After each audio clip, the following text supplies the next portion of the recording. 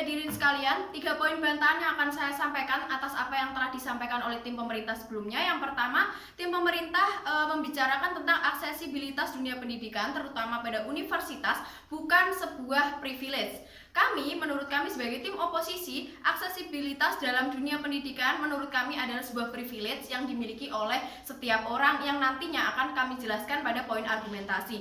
Yang kedua, ketika pemerintah mengatakan terdapat ketidakrasionalan terhadap pengambilan keputusan oleh mahasiswa yang telah ditolak oleh perguruan tinggi negeri atau universitas favoritnya, kami rasa itu tidak benar, karena sekalipun mahasiswa berpikir tidak rasional, mahasiswa masih memiliki keluarga yang dapat membantunya untuk berpikir rasional. Mahasiswa pasti akan melibatkan keluarga dalam pengambilan keputusan, apalagi keputusan untuk mendapatkan atau mendaftar pada universitas yang nantinya universitas tersebut akan membentuk dirinya dalam dunia kerja dan dunia kehidupan nyata yang sesungguhnya seperti itu. Sekalipun dalam pengambilan keputusan nanti semua tidak rasional, kami rasa tidak ada permasalahan yang besar dari pengambilan keputusan yang tidak rasional tersebut, karena pada akhirnya mahasiswa akan mempunyai pilihan sendiri, akan mempunyai pilihan ketika rasionalitas itu muncul di tengah jalan, seperti itu. Yang ketiga, anggapan terhadap tim pemerintah beranggapan bahwa lulusan universitas mahal lebih berkualitas, serta kualitas tersebut hanya tersentral pada universitas swasta. Hal tersebut bukanlah sesuatu yang perlu disesalkan, karena kesuksesan dalam dunia kerja itu sendiri itu ditentukan dari masing-masing individu lulusan tersebut, masing-masing individu mahasiswa tersebut. Seperti contoh, ada beberapa mahasiswa yang sama-sama melamar bekerja pada suatu perusahaan. Misalkan saja pelamar kerja tersebut memiliki yang satu adalah lulusan dari universitas swasta biasa, yang satunya universitas negeri, yang satunya adalah universitas swasta yang memiliki fasilitas yang bagus, fasilitas yang memadai. Nah, ketika mahasiswa pelamar ini dari pihak perusahaan tidak akan melihat seberapa jauh dan seberapa terkenal universitas lulusan mereka, tetapi mereka akan dinilai pure benar-benar dari mereka saat mereka interview, saat mereka melakukan magang. Jadi lulusan terbaik itu bukan ditentukan dari mana universitasnya, tetapi tentang bagaimana kualitas lulusan itu sendiri dari sisi individu lulusan tersebut, seperti itu. Lalu beberapa argumen yang ingin saya sampaikan.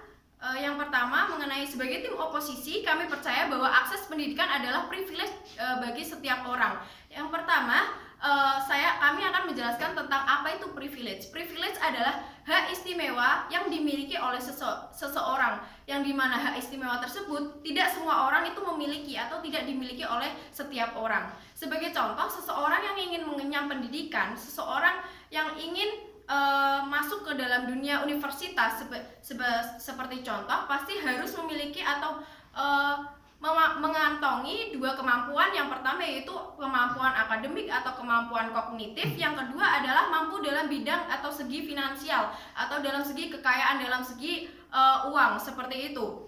Seseorang yang memiliki kemampuan dalam bidang akademik, dalam bidang kognitif, mereka bisa disebut sebagai seorang yang pintar atau pandai. Nah, pintar atau pandai ini adalah sebuah privilege yang mereka miliki untuk mereka bisa masuk ke dalam universitas tersebut. Seperti contoh, universitas mengadakan tes untuk bisa menyaring mahasiswa-mahasiswa yang bisa masuk ke univ tersebut. Nah, kepandaian yang dimiliki oleh seseorang ini, privilege ini bisa digunakan untuk mengerjakan tes-tes yang disediakan oleh universitas tersebut, sehingga orang yang memiliki privilege kepandaian ini yang bisa mengerjakan tes-tes ini, mereka berhak untuk mendapatkan haknya untuk mengenyam pendidikan dalam universitas yang ia sukai, yang ia ingin daftar tersebut.